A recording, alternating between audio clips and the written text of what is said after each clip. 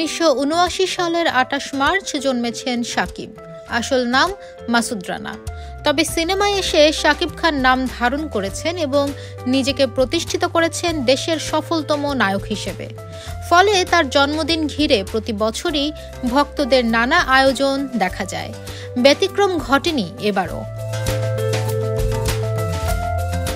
বরং এই জন্মদিনে ব্যতিক্রম চমকের ইঙ্গিত দিয়েছিলেন একাধিক নির্মাতা ও প্রযোজক।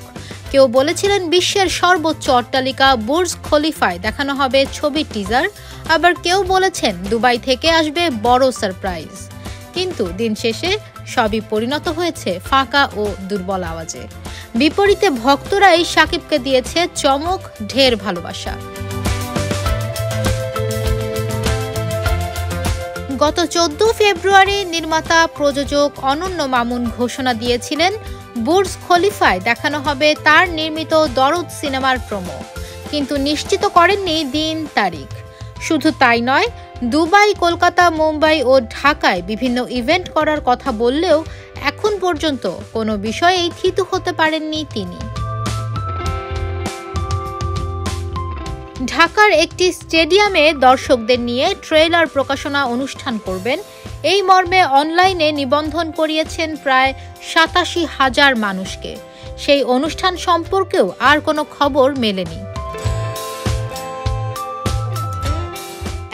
এত ঢাকঢোল পিটিয়ে শেষমেশ শাকিবের জন্মদিনে ভক্তের কায়দায় প্রচারণা করলেন অনন্য মামুন। দুবাইয়ের মরুভূমিতে দরদের একটি পতাকা হাতে দাঁড়িয়ে ছবি তুলেছেন আর তা শেয়ার করেছেন নিজের সোশ্যাল হ্যান্ডেলে। এর বাইরে 3টি গাড়ি নিয়ে ঘুরেছেন মরুবালুতে, যেগুলোতে উড়েছে দরদের পোস্টার, পতাকা। আর এক যুবককে দরদের টি-শার্ট পরিয়ে করিয়েছেন স্কাই ডাইভিং। এসবকে মামুনের বড় আভাসের সঙ্গে মেলাতে পারছেন না অনেকেই। তবে মামুনের চেয়েও বড় নিরাশা বিলিয়ে দিল রাজকুমার কর্তৃপক্ষ। গত 20 মার্চ ঘটা করে ছবিটির প্রযোজক আরশাদ আদনান ঘোষণা দেন শাকিবের জন্মদিনে বুর্জ খলিফায় ছবির টিজার দেখানো হবে এবং বিষয়টি প্রায় নিশ্চিত। তিনি বলেছেন, মরুর বুক থেকে আমরা প্রচারণা শুরু করতে চাই। সেদিন শাকিব খানের জন্মদিন, 28 মার্চ বুর্জ খলিফায় শাকিবের জন্মদিন উদযাপন ও রাজকুমারের প্রোমো চালানোর চেষ্টায় আছি। 99.9% আশাবাদী। বাকিটা 21 মার্চের মধ্যে পরিষ্কার হয়ে যাবে।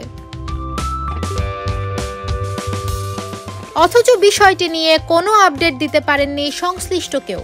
বরং রাজকুমারের প্রথম গান নিয়েই তাদের যত মাতামাতি।